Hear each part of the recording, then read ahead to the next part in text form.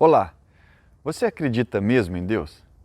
Você sabia que se a Terra fosse 1% mais próxima do Sol, nós morreríamos todos queimados? E se fosse 1% mais longe, seria frio demais para que a vida fosse possível?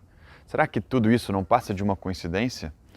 Se segura aí, o Plenamente Católico está só começando. E hoje nós vamos conversar um pouquinho sobre fé. Roda aí, tia Nana.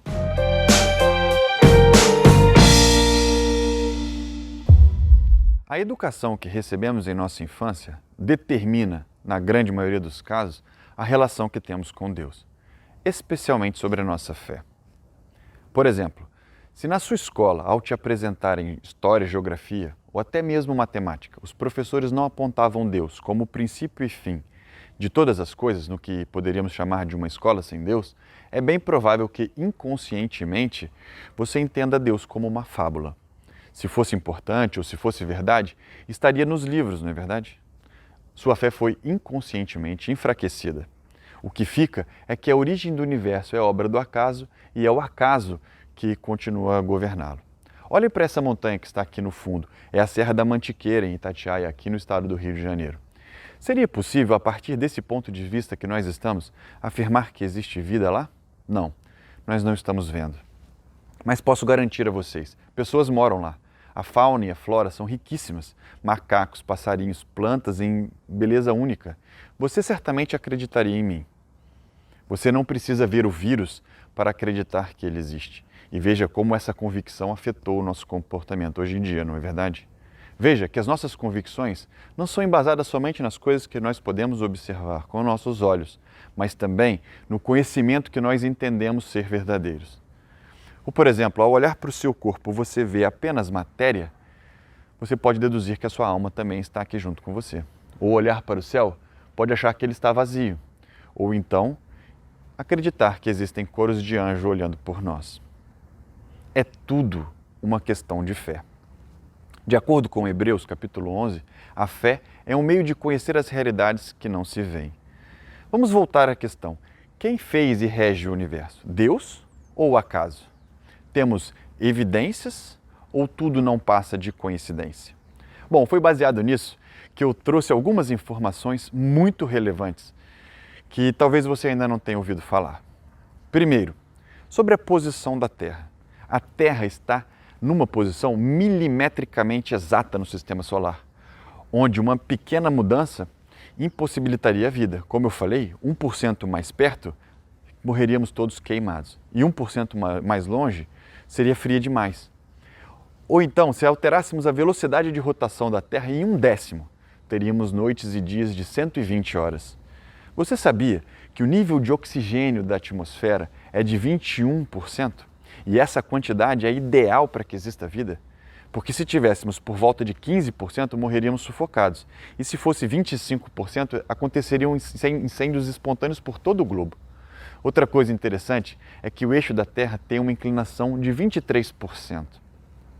Sem essa inclinação não teríamos as estações do ano. E se ela fosse levemente alterada, teríamos verões muito extremos e invernos muito extremos. E imagine se alterássemos a constante da força gravitacional. Só um pouquinho. 37 casas após a vírgula. O Sol não existiria e nós também não. Isso é que é precisão. Existem mais de 100 constantes como essas que precisam estar sintonizadas dessa maneira para haver vida aqui na Terra. Ou seja, improbabilidade multiplicada por improbabilidade até que a sua mente fique perturbada com tantos números incompreensíveis. E não há nenhuma razão para que essas coisas estejam ajustadas do jeito que estão. O que faz muitos cientistas afirmarem que não se trata de uma obra do acaso, e sim de um designer inteligente. Deus. São coincidências ou evidências? Eu, Mateus, prefiro acreditar que tudo isso é obra da providência. Bom, talvez não tenha sido necessário todas essas informações para você chegar à conclusão sobre a existência de Deus, não é mesmo? Observando a natureza, podemos concluir isso com os olhos da fé. Um bosque, a beleza de um felino, ou então de uma ave, as cataratas, enfim. Deus se revela e demonstra seu amor por nós de diversas maneiras. Josefina Bakhita, com uma humildade e simplicidade que é comum aos santos, resumiu tudo isso que nós falamos em uma frase brilhante. Ela diz o seguinte: Observando o sol, a lua e as estrelas, eu pensei comigo mesma, quem poderia ser o criador dessas belas coisas? Eu senti um desejo enorme de conhecê-lo e prestar-lhe homenagens. Deus existe. Mas vamos voltar a falar um pouco sobre a nossa infância.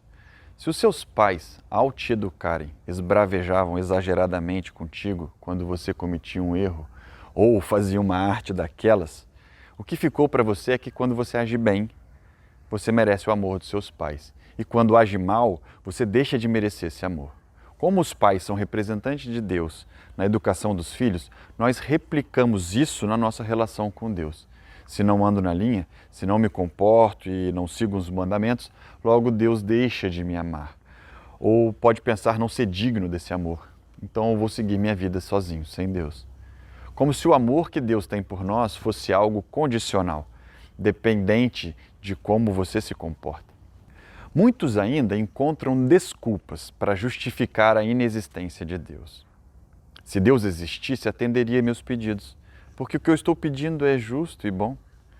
Então, ou ele não existe, ou não serve de nada, porque não me atende, colocando o Senhor em uma posição de servo. Ou ainda, se Deus existisse, o mundo não estaria em desordem, o mal não existiria. Então, mesmo que ele exista, não tem interesse por nós.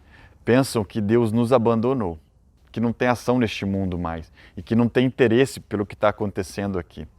Você pode estar pensando, nossa, Mateus, agora embolou, complicou, porque eu também penso um pouco assim. Tá tudo bem, não se aflige, nós vamos começar a desembolar agora.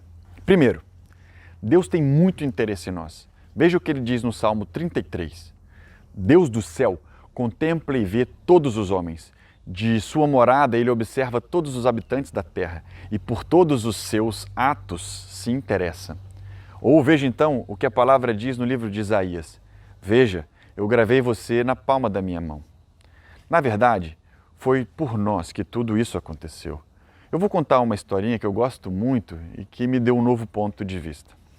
Deus vivia feliz na eternidade, nada o fazia falta. O pai amando o filho amando o pai, o amor entre eles gerando o Espírito Santo, viviam em completa harmonia e paz. Daí Deus teve uma grande ideia. Eu vou compartilhar esse amor. Eu quero levar essa alegria que eu sinto adiante.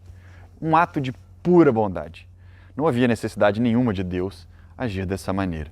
Foi aí que Deus concebeu o seu projeto, sua obra-prima e suprema, o homem e seu lado a mulher. Como falamos há pouco, ele fez também uma casa perfeita para que nós morássemos. Com o objetivo era compartilhar o amor, Deus então decidiu uma coisa que faz muito sentido, mas que é a origem de todos os problemas. Ele decidiu que nos deixaria escolher, que o amor não deveria ser forçado.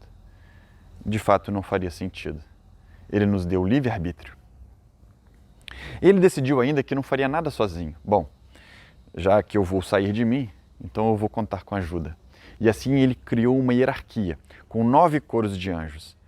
Anjos, seres magníficos, com uma habilidade específica, como se fosse uma empresa, com arquitetos, engenheiros, administradores.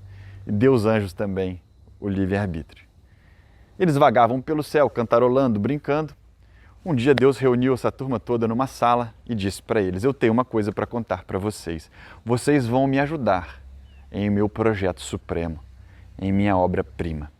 Então mostrou a eles a figura do homem e da mulher. Alguns fizeram assim, uau! Curtiram o projeto. Outros, orgulhosos, vaidosos, não curtiram tanto. Um deles, um anjo de primeira grandeza, um serafim chamado Lúcifer, questionou Deus e disse assim, eu não acho que esse projeto seja bom. O homem é feio. Eu sou muito mais bonito que o homem. E tem outra coisa, ele não vai dar certo, porque ele é feito de uma matéria fraca, ruim. No fundo, Lúcifer queria ser como Deus. Deus ouviu tudo até o final, não fez nenhum comentário de palavras, nem nada. Por quê? Ele tinha que respeitar a opinião de Lúcifer. Imagine que Deus virasse para Lúcifer e dissesse assim, Lúcifer, para fora de sala, 3 dias de suspensão, vou chamar sua mãe aqui. Não ia pegar bem. Os outros anjos que estavam gostando do projeto iam ficar com dúvida, será que Deus tem mesmo fé nesse projeto dele? Será que ele está mesmo convicto que esse projeto é bom? E de fato, Deus tem muita fé no projeto dele, porque sabia que o homem seria guiado pelo seu amor, pelo seu espírito, pela sua providência. Então Deus continua a explicação e com todas as suas pretensões futuras. Um dia eu mesmo vou encarnar nesse corpo humano, tomar forma do homem. Ele estava falando sobre a vinda de Jesus. Daí foi demais para Lúcifer. Ele levantou irado e disse: nesta forma nós não te serviremos.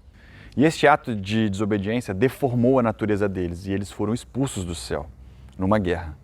Quando a guerra acabou e os anjos caíram para fora da presença de Deus, um dos anjinhos que estava lá desde o início, que tinha ficado admirado do projeto de Deus, chegou próximo do Senhor e perguntou a ele: Senhor, posso te fazer uma perguntinha?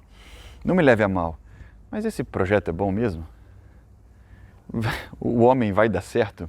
E Deus, em sua eterna sabedoria, deu a resposta a ele: vamos deixar que o homem responda a essa pergunta.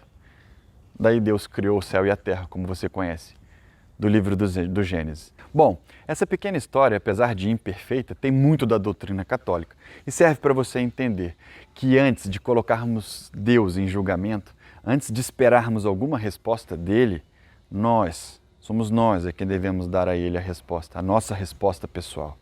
Deus criou um altar no meio do seu coração e você deve decidir quem vai governar a sua vida. Às vezes, convidamos o mal para nos guiar, ou então nós mesmos nos sentamos nesse trono e somos guiados pelos espíritos egoístas.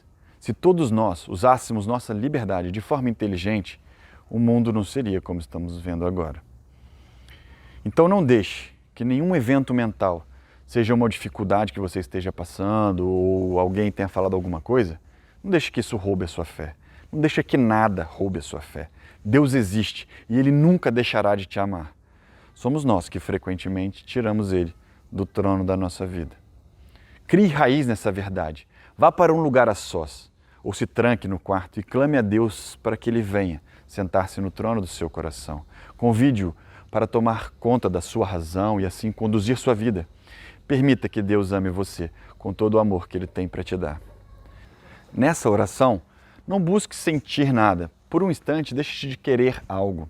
O que importa é a sua decisão de entregar sua vida aos cuidados da divina providência. Na próxima semana, nós vamos falar um pouco sobre as nossas preocupações e a virtude transformadora da esperança. Passe um tempo refletindo sobre as suas preocupações, sobre o seu cotidiano e sobre o que você entende por esperança. Nossa Senhora da Confiança, rogai por nós. Tchau, até a semana que vem, pessoal.